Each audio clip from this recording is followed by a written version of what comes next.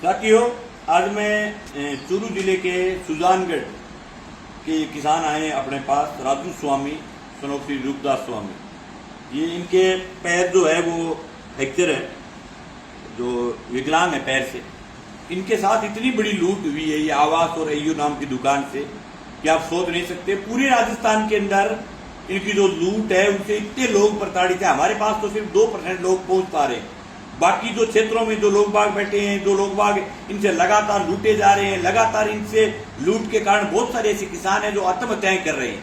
मैं उन तमाम किसान साथियों से इस वीडियो के माध्यम से कहना चाहता हूं कि जहां भी आपके साथ हद से ज्यादा लूट हुई है वहां इनकी किस्तें बंद करके इनके खिलाफ लड़ें, इनके सामने हौसला जो है वो मजबूत करके इनके सामने खड़े होने का काम करें। अभी ये जो राजू स्वामी है ये पैर से विकलांग है, 3.5 बीघा जमीन का सुजानगढ़ तहसील का काश्तकार है। सुजानगढ़ में कौन सा गांव है आपका? तेलाब गांव है, जो कि नागौर के एकदम जो है वो बॉर्डर के ऊपर इनका गांव पड़ता है। इन्होंने फाइनेंस कंपनी जो एयू और जो आवास है इससे 5 लाख रुपए का लोन लिया था 31 दिसंबर 2016 को। फिर इनको 3.5 बीघा के खेत में अपने खेती के लिए ट्यूबवेल करवाना था, तो इन्होंने 3 लाख का लोन उसी कंपनी से 2019 में और ले लिया। इनको पता नहीं था कि ये लूट इतनी बड़ी भयंकर होगी कि आप जिंदगी में इनका जो है वो चुका ही नहीं पाओगे। इनसे क्या काम किया? 5 लाख रुपए का लोन किया, वापस दिए इनको 4,70,000 और 4,70,000 के बदले इन्होंने वापस इनको भर दिए अभी तक 8,27,000 रुपए एक लोन में भर दिए। दूसरे 3 लाख के लोन में 3 लाख के लोन के अंदर इन्होंने 3,32,316 रुपए और भर दिए। अब आगे सागे मौखिक किस्त आएंगी 5 लाख तो बात करी 144 किस्त 144 किस्त की बात करी तो जी घरे कागज आयो और जो एग्रीमेंट आयो आगे ओ इसो एक एग्रीमेंट घरे भेजा है फर्जी वाड़े के रूप के में बात की करेगा घरे आओ जो किया होगो इंग मां आगे किस्त लिखी जेडी आई 180 और अब है जा गया कहो कि मेरी सरकारों का तो आंकनी मांगी है 204 किस्त।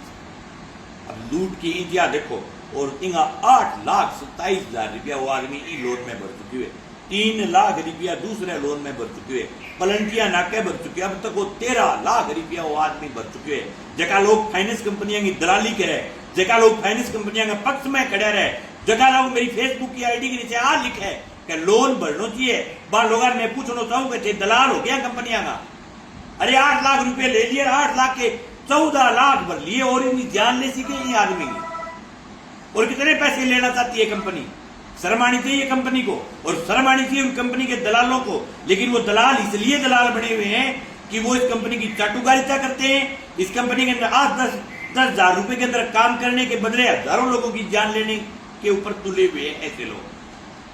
राजस्थान सरकार के मैं उन तमाम नेताओं से भी जो विपक्ष में है, जो सत्ता में है, जो जीत करके राजस्थान की विधानसभा में है, जो देश की लोकसभा में, उनसे मैं निवेदन करना चाहता हूं कि सब जगह जो लोनार्थी हैं वो एक ज्ञापन बनाएं, वहां के नेताओं को दे, देश की लोकसभा में इस मामले को उठाएं, प्रदेश की विधानसभा में उठाएं। कोई नियम कंट्रोल नाम की कोई चीज होगी, आरबीआई की कोई गाइडलाइन होगी, इस प्रकार से आप कैसे लूट सकते हो और लोगों को ऐसी लूट की छूट कैसे दे रखी है। कलेक्टर जो है वो 20 लाख से नीचे सरपेशी कानून में किसी का घर नहीं कुड़क कर सकता, लेकिन फिर भी जिले के कलेक्टर घरों को कुड़क कर रहे हैं। ये क्या कारण है? किस प्रकार से कुड़की हो रही है? इस प्रकार की सरपेशी एक्ट में 20 लाख से नीचे आप किसी का घर कुड़क कर ही नहीं सकते, आप किसी के घर जा ही नहीं सकते। और जिनको लगता है कि हमारी लड़ाई से क्या फायदा हुआ, मैंने हनुमानगढ़ जिले के अंदर 12 किसानों के नीलाम हुए घरों की कुड़की तोड़ के उनको घर बैठाया था। आज तक पुलिस उनके घर वापस नहीं जा पाई, आज तक कंपनी उनके घर वापस पैर नहीं रख पाई। और आज कह रहा हूं अगर फिर दोबारा रखेंगे तो फिर जाकर के ताला तोड़ेंगे, लेकिन किसी भी घर के ऊपर कंपनी का कब्जा नहीं करने देंगे कोई भी सूरत में। ये हमारा खुला चैलेंज है। अभी 3 दिन पूर्व जो हमने जो टिब्बी के अंदर जो ताला तोड़ा था उस मामले में मेरे ऊपर FIR की है। अगर मेरे एक मुफ्त में से किसी एक गरीब किसान का घर बचे तो मैं हजारों मुफ्त में खाने के लिए तैयार हूं, लेकिन मैं घरों को कुड़क नहीं करने दूंगा किसी सूरत में। अब जहां तक सवाल है दूरी का, दूसरी जगह का, अकेला आदमी भाई पूरे राजस्थान में आदमी के पास इतने संसाधन नहीं होते मैं किस प्रकार पूरे राजस्थान में घूम पाऊं। जहां तक मेरी हिम्मत होती है वहां तक मैं जाने का प्रयास करता हूं। बाकी जगह वीडियो कॉल पर प्रयास करता हूं, फोन पर प्रयास करता हूं और फोन भी पूरे राजस्थान के इतने फोन आते हैं कि अकेला आदमी उन फोनों को कंट्रोल ही नहीं कर पाता। अब तक ये भाई साहब बैठे थे, 1 घंटे से इनकी बात सुनी, ये जब बैठे थे पूरे टाइम फोन बज रहे थे। मैंने इनको समझाया भाई कि मैं अब अगर इस जगह फोन उठाता तो आपको बुरा लगता, क्योंकि आप कितने ये आदमी 2:30 बजे सुबह मोटरसाइकिल लेकर के चले हैं बताओ। सुबह रात को 2:30 बजे मोटरसाइकिल लेकर के चले, यहाँ आए, आने के बाद इनको चाय वाय पिलाई, जूस वूस पिलाया, इनको लस्सी पिलाई, खाने का पूछा, मुझे भाई आप इतनी रात को मोटरसाइकिल पर क्यों चलते हो? क्या भाई जी हमारे पास दूसरा साधन नहीं है, हमारे पास कोई दूसरी व्यवस्था नहीं, आपका वीडियो देख करके हमारे पास हौसला आया, इसलिए हम चल करके आए। आज मैं वाकई आवास और आयु फाइनेंस के जो मैनेजर है, जो उनके जो किस्तें लेते हैं, उनसे कहना चाहता हूँ इस आदमी को परेशान मत करना, इसने जो भर्ती वो भर्ती इसके आगे बंद है भाई की। और एक बात की जवान दे रहा हूं इस वीडियो में, ये आदमी विकलांग है भाई।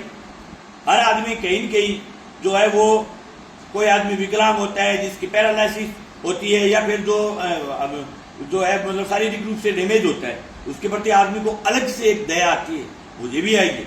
मैं ये जवान दे रहा हूं इस वीडियो में, इस आदमी का अगर घर कुड़क होगा तो मैं खुद ताला तोड़ने के लिए जाऊंगा, चाहे रात को 3 बजे पहुंचना पड़े, चाहे मैं कहीं भी होऊंगा, जहां भी होऊंगा। हो सकता है भी मैं जयपुर हूं तो टाइम लग जाए 10 घंटे का, मैं यहाँ हूं तो टाइम लग जाए 4 घंटे का, लेकिन मैं इस आदमी का अगर ताला लगेगा तो मैं सुजानगढ़ तहसील का कौन सा गाँव बताया आपने मेरा, तेलाब गाँव, वहां मैं खुद पहुंचूंगा। उस इलाके के मैं तमाम उन नेताओं से जो जनता की नेतागिरी करते हैं उनसे निवेदन करना चाहता हूँ कि ऐसे लूट राजस्थान के हर जिले में, हर तहसील में हो रही है, और ये लूट के अंदर कुछ लोग इनके दलाल भी हैं। लेकिन मैं अच्छे जो नेता, जो जनता के नेता हैं, उनसे मैं निवेदन करना चाहता हूं कि इस मामले को राजस्थान की विधानसभा में, प्रदेश की जो है वो जो अपने जहां जहां मुद्दे रखने की जगह है, चाहे वो जिला परिषद है, चाहे वो पंचायत समिति है, जहां भी आपको जगह मिले वहां इस मुद्दे को आप मजबूती के साथ रखें।